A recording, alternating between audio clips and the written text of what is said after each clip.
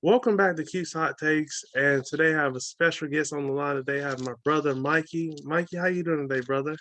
I'm great, man. Happy to be here. How are you doing? I'm great, brother. Can't wait to talk about Space Jam with you. Can't wait to talk about the original. Oh, so we're just gonna skip over the ones that just came out. Okay, well, why don't we go ahead and jump into question one, since it looks like you have a lot to say about Space Jam and New Legacy. So why don't you tell us what you thought of the new Space Jam? I'm going to start out with a little joke I heard the other day. Somebody said that they thought instead of Space Jam, it should have been called Cyber Jam because it had absolutely nothing to do with like most of what the original was. I mean, besides a little part with Michael B. Jordan, they really didn't acknowledge that they had been in that situation before, where they had played basketball to try to save someone's life. And you figure in a lot of those situations that they got themselves into, where they were visiting the other Looney Tunes, you figure that they would then tell them, oh, we have something that's going on like before, we have to play a basketball game to basically save. Well, in the original, it was the universe, and in this one, it was the kid. And then it turns out to be basically the universe, which I thought was stupid. I'm sorry. Like, I'm just going to say, I get that it's a kid's movie. I was kind of respecting at first how it changed from the original, where it was like Michael Jordan playing to save the universe, basically. Right? And then in this Well, one, the first one was like those little goober gobbler things. They were sent to Earth to basically save Moron Mountain or whatever it was called, because oh yeah. they wanted a big like creation. They wanted. I guess they weren't doing good, and they wanted to get a big old superstar, so that's why they went and got the Looney Tunes, and then Mhm. they stole the NBA players down. So uh, stupid. yeah. I mean, both plots were pretty like out there, but I thought the new ones is just a little too out there. Like, I don't know where to begin with that. I I thought his son did a really good job acting in this movie. As far as everybody else, I think it was kind of hit or miss. Don Cheadle is one of my favorite Avengers, and he was absolutely horrible in this movie. They have like this award ceremony called the Golden Raspberry Awards, where they basically give an award to whoever they thought did the worst job acting. And I think he might, I don't know if they have a supporting actor nomination for that, but if they do, I think he might have to earn that because his character was horrible. I don't really blame him. I think they probably cut him a nice little paycheck, but yeah, I didn't I Well, enjoyed parts of it. Um, to me, it didn't make sense how they cut out how they basically told him he could have anybody on his team that he wanted to, and like obviously, of course, he was going to end up with the Looney Tunes, but the way that yes. they did it didn't make any sense at all. One, it didn't make any sense why the Looney Tunes decided to leave home at all, and two, the fact that they like after they did leave home and whatever they were doing, like when they ran into like Superman, why couldn't they just quickly explain to them, oh, my son's been kidnapped and we need to play a game of basketball to save his life? Why couldn't they just quickly explain that and then get them on their side? He wanted like Iron Giant, he wanted King Kong. I think he wanted somebody like John Wick or somebody like that. I That forget who. was Oh, he wanted crazy. I think he wanted the Flash too. It was a bunch of like crazy people. And then Bugs Bunny basically like takes advantage of the situation to get like the Looney Tunes back with them. But it seemed like a huge marketing campaign because one of it, like obviously it's a Warner Brothers movie, but it was also released on HBO Max. And it basically just felt like a huge like self like celebration where they just completely put everything that they owned out there, and it made absolutely no sense at Well, all, yeah, like because the story crowd, wise. the crowd was like all those Warner Brother characters, and Uh-huh. I think I saw Yeah. like some people from Harry Potter. I was like, Yeah. it And was. they didn't act like what made no sense to me is basically like they were just like a bunch of like, you know what like cosplay is? You probably don't. But No, do you know what cosplay is? no. Cosplay is basically like where people dress up and go to like conventions and stuff like that, where they like celebrate like comic books or movies or animation or Oh yeah, whatever. I think Trevor, he used to go to those and he used to tell me about them, but I had no idea Yeah. what he was talking about. Okay, well that's what it is. So it to me, I didn't understand. It was basically like people were like dressed up in that like cosplay stuff compared to them actually being the real characters because they weren't acting like themselves. Like they had like Pennywise from the movie It. He Oh wouldn't yeah, just be that was standing there. creepy. He'd be trying to like eat somebody, bro. That was creepy. That made no sense to me. And it made no sense to me how they had like there was like some people that were like talking about it, like how they cut out Pepe Le Pew in the movie because of like the controversy that like he had in the past. But yet they put like Pennywise in the movie. They put somebody from the movie like Clockwork Orange in it. Um, changed up Lola Bunny. To my bay, Zendaya, Yeah. I enjoyed her playing. Well, not that they changed up the character design. Oh yeah, she was like really the only teammate LeBron had, really. But he had no help. Well, no, because he had a Wile E. Coyote who dropped like 800 for him. That was so stupid. I didn't enjoy that. I mean, that was part What of. were your thoughts on the movie? Well, I mean, I really enjoyed it for the most part, but like some of the antics that they used to score baskets was kind of like. I understand this is a kids movie, so I guess that's why Uh-huh. they. I feel like that's why they scored the points that where they did, because Yeah. basically they were playing his son's video game, and not to spoil the movie for anybody who hasn't watched it yet, but What do you mean but not to spoil the movie? We've talked about plenty already. well, I mean, basically, LeBron's son goes into this algorithm and algae rhythm, who basically LeBron shut down his idea of being in his was it Hold on. People, Algae Rhythm is the name of the villain in the movie. oh yeah, what'd you say his name was? John, what's his name? Don Don Cheadle? Cheadle, yeah, he plays the villain Algae Rhythm, Yeah. which was, oh my God. The second I heard that, I'm like, okay, I know this is going downhill from here. Like I just immediately knew this They couldn't come up with a ain't gonna better be a good name for movie, him. right? Yeah.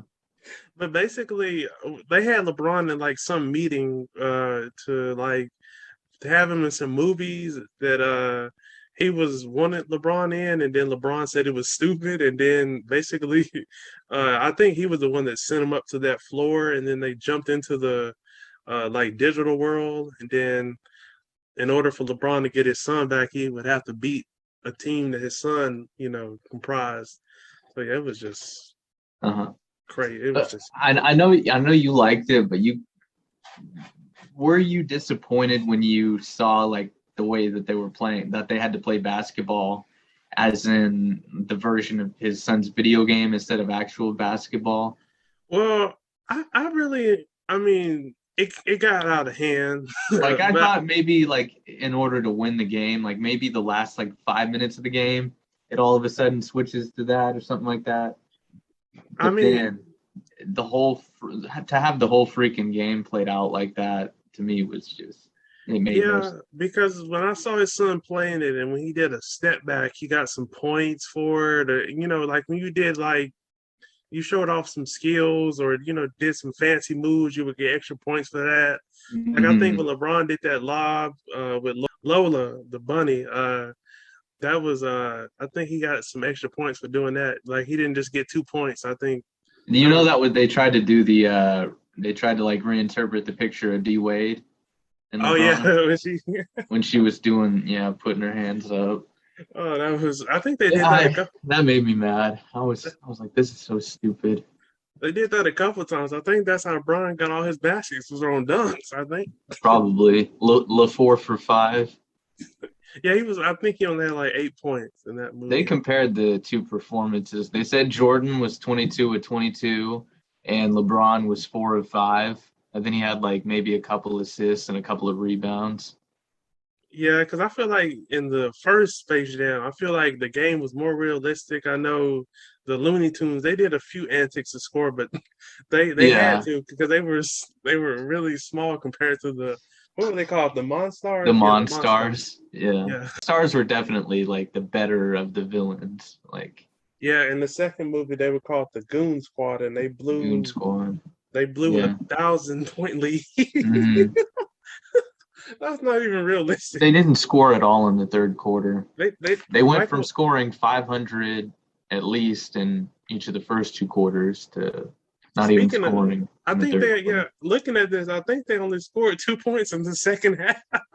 They might have. Well, you know, when LeBron finally makes up with his son at the end of the movie, so he gets the ball at the beginning of the fourth quarter, dribbles it past half court. He sees his son. He stops with the ball in his hand.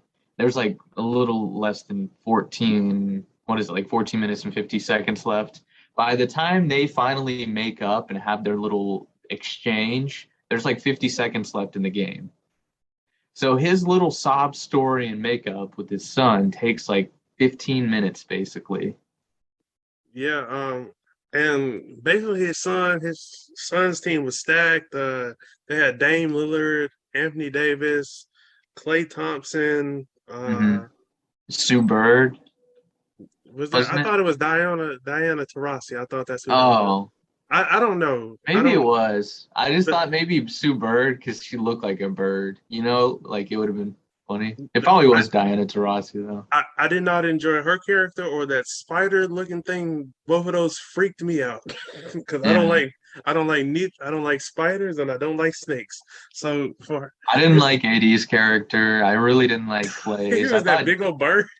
yeah, But stupid. but Dame's character was like he could control the speed that people Hmm. were going. It was Yeah, and then somehow he gets beat by a grandma. uh so I feel like we did a good job giving our thoughts on the movie. So why don't we let you go ahead and rate this movie? I don't think this is gonna be positive, but 1 through 10, why don't you rate the new Space Jam? Oh, one being the lowest, of course, and 10 being the highest. I'll give Space Jam probably a rating of 3.7, I'd say. Well, mine's a little higher, way higher than that.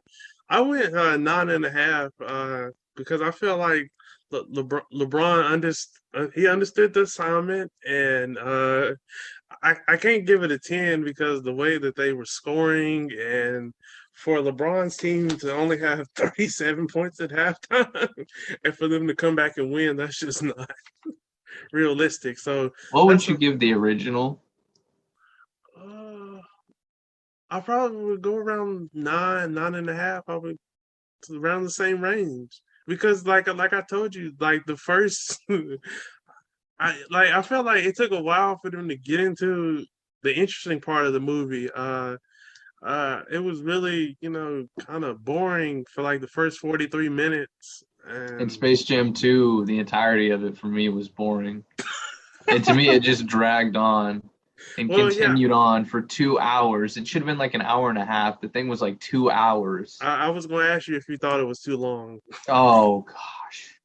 It was way too long. That game, it was almost as if they basically played out a game. I bet they played like that footage. I bet you could take that footage of the game that they played and you could play it compared to an actual basketball game. I bet that actual basketball game would at least make it to halftime or around it because they took forever But on that basketball scene. yeah, because I feel like it took forever for LeBron to get all of the Looney Tunes back together. It I feel, did, but then that movie was 2 hours. but and yeah, it if was an you're hour and if you're 55, I think. But yeah, Yeah, basically it well, was two that's hours. nearly 2 hours though. Yeah, 5 minutes. I think that's got to be a lot longer than the original Well, Space yeah, the Jam. original was I think an hour 30.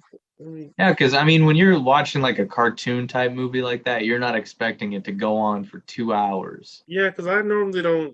I don't know most cartoon movies that are past an hour 30. Hmm. So as I see Yeah, I my was watching Space Jam too. That clock finally hit zero. That algae rhythm sent up into the sky when there was 24 hours left for him to assemble a team. Clock finally hit zero. They're getting ready to take the court. I'm like, all right, I'm gonna go to the restroom real quick, and then I'll come back and watch it. And there's like an hour left still, and I'm like, you got to be kidding me! I thought there was like 20 minutes. yeah, They'll the go original play a quick game of hoops, and there's like, no, it's gonna be the, like an hour. the original one was 127. So right at an hour and an hour 30 minutes. So Good, yeah, that's how it should have been. because like I was like they could have already had them together because it took Hmm. forever for them to. That's what took the longest, you know. Yeah. I mean, to So, me, it just felt like a huge advertisement for HBO and Warner Brothers, HBO Max and Warner Brothers. well, shout out to HBO Max for also having the movie because I definitely don't feel comfortable going to the movie theater right now. I do. Did you Release the go? Spider-Man trailer immediately, Sony, if you're watching. Probably Uh, not. yeah, probably not. I'm not that big time yet. But did you go to the movie to watch it, or did you? No, I refused. I did watch a movie in the theaters like recently. I forget what it was. It was, Fast and Furious? No. nah. I went to go see something with my mom. I forget what it was called though. I think it was pretty decent, but I don't remember what it All was. right. So, Mikey, do you think the message in the movie was well delivered? I know you gave it a very low rating, below the Uh-huh. Mendoza line, but did you think the message? Did you get the message of the movie? I understood the message, but it was not well delivered at all. It was set up to be well delivered at the beginning. Like I said, I thought the kid was probably the best part of the movie. I thought the kid gave like a really wonderful performance. The young actor's probably gonna have like a really bright future ahead of him. He's really talented, all that good stuff. I thought they wrote the character pretty well in like about the first two acts of the movie, I would say. And you sympathize with him because you're like, hey, this kid wants to, like create video games and stuff for a living, and here his dad is like trying to push him into basketball. So it's kind of weird, like they wanted us to root for LeBron when they kind of set him up to be the villain at the beginning of the movie. And then all of a sudden, like the kid in the third act, like he knows like those people are being held in the algorithm against their will, and he also knows that he'll be stuck in the algorithm if he wins the game against LeBron. So he knows that one, he'll be ruining the lives of millions, if not billions, of people, and he'll be ruining his own life and his dad's life, and he'll be deleting all those Looney Tunes if he decides to go through with the game of basketball and win. And he decides to do that anyways. And then his dad basically tells him that he's sorry, which there was for the first two acts, like he should have been sorry because he didn't believe in him and he was telling him that like he needed to do what he said basically, which wasn't good parenting. But then He you didn't see listen this to his kid wife basically, either. He huh? didn't. He didn't listen to his wife either when she was basically told him that. Yeah, he did. He probably didn't. I barely even remember her. She was barely in the movie. Yeah. You know what? And then another thing at the end of the movie, like this is off the message, but another little nitpick I had at the end of the movie. How come when she was shouting like in the middle of the movie to her kid, and then she was shouting to him asking if he could hear her, and then her other son that was next to her was like, "Mom, he can't hear you in there," and he couldn't hear her. Then all of a sudden at the end of the movie, they started shouting through that same little force field or portal or whatever that was up. They could hear her just fine. They were conversing back and forth. Made no That sense. that was weird. But I guess they had like I don't know what you call it, but like I guess they had glass where they couldn't hear you if you're on Uh-huh. the outside of it. I don't know what it's called, but Yeah. Yeah, so the message I just didn't think was well delivered. I understood what they were going for. I thought they really dropped the ball on it because I think it still did like inspire a lot of people, especially kids. But I think if you're looking at it from like a practical standpoint, like I think if you're a kid over like I'd say 12, you're probably going to see that it didn't make sense the way that they handled it. Like the fact that the kid was still willing to do bad things and really didn't get punished for it. Um, so yeah, there's my thoughts on it. What are yours? I definitely think that the message was well delivered, which was that if you're an athlete and you're like a professional athlete, your kids don't have to do what you do. Just support what they want to do. I feel like LeBron could have put his energy into helping his son's video game, not crash when they do a step back. He could have been putting I felt really bad at the beginning when his son was trying to tell him about the video game and how he was going to go to the video game camp, and then LeBron was going to force him to go to this basketball camp. And I was like, oh my God. Because I really didn't like LeBron at the beginning because he was making him it felt like he was kind of making him feel like a loser because he wanted to, pursue a professional video game career. And LeBron wanted him to be like his other son who's seemed like he was pretty good at basketball. I don't know, but it seemed like he was pretty good. And I just felt like the message was your kids don't have to do what you do. to support and love them for what they want to do and what they're passionate about. So I feel like LeBron understood the assignment and it was well executed that you don't have to do what your parents do. So yeah. Good stuff. So unfortunately, I won't be able to show my favorite part of the movie because I don't want a lawsuit. But we're going to talk about our. I don't know if Mikey has a favorite part of the movie, but we're going to find out. Mikey, do you have a favorite part of the movie? Why don't you go first, and I'll try to think of one. Right now, my favorite part is probably the end credit scene.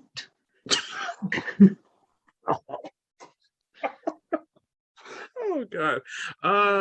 Well, for me, definitely the rap battle. I've watched that. I don't know how many times. Notorious P.I.G. Oh yeah, I was like Porky. That was probably the only part that made me laugh. Porky, like I was nervous because like Porky had bars. Did you think he had bars? Oh man, like when he said, "How's your name?" Algae Rhythm, and you offbeat or what? It was something like that. It was something like that. Um, yeah, like I said, I really wish I could show y'all that, but I don't want a lawsuit from Warner Brothers, Spring Hills, and all them Monday morning when this goes live. I also like when Algae Rhythm dunked on LeBron, got him on a poster.